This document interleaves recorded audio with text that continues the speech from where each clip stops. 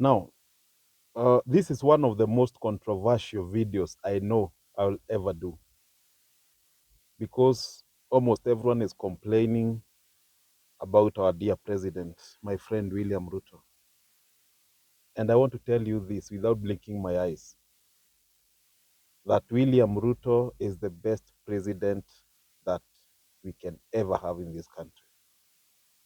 We all know the history of this guy. We know what he went through to be president. We know his background, something we can see, growing from nothing.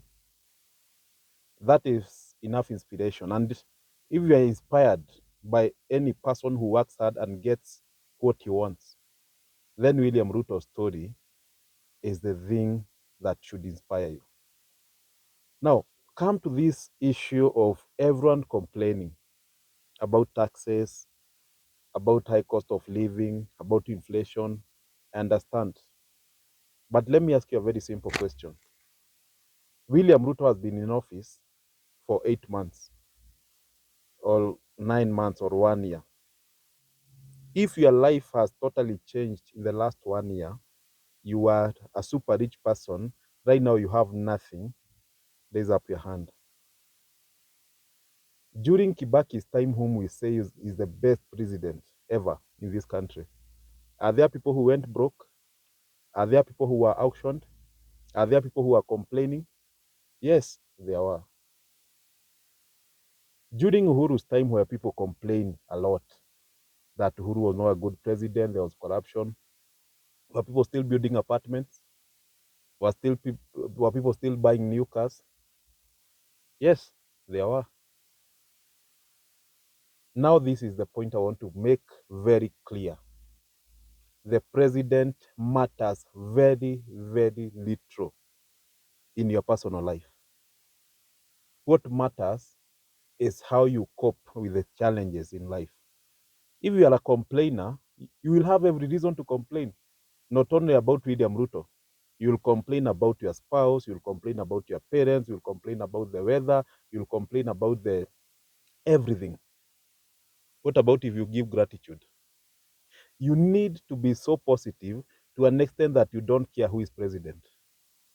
99.9% of Kenyans will never have a personal encounter with William Ruto. So whether he is bad or good is none of their business. So what I'm telling you, what people are doing is taking an advantage because you have a generation which likes complaining over everything and anything. As long as there is peace in this country, as long as you can walk into a bank and get a loan, as long as you can post your business and no one will come and ask you questions, as long as you can dream big and achieve what you want, then it means you don't care who is president. Personally, I've been ruled by 4 presidents. When I was a boy, Moi was there. When I was in school, Kibaki. When I started working, Uhuru. Now I'm still working, Ruto. Those are 4 presidents. Do you know I have a reason to complain about all those 4 presidents? But I don't complain. What I do believe is that as long as the president has not come into my house and picked anything, it is about me to make the best out of myself. People like Steve Ma, is this guy called Steve Abilion? I don't remember the second name. He's from Uganda, one of the most badly run countries in the world. The guy is a billionaire. You go to Sudan, they are billionaires. You go to Somali, there are some billionaires. You go to any country, even the poorest, Burundi, they are billionaires. You go to the US, they are broke people. You go to Dubai, they are broke people. Why? Because life is all about you as an individual. You will complain about anything. You will complain about the weather. You will complain about the president. You will complain about almost everything. There are so many reasons to complain. But you need to get to a point you don't care who is president. You just care about your personal improvement, how you can develop your own personal life.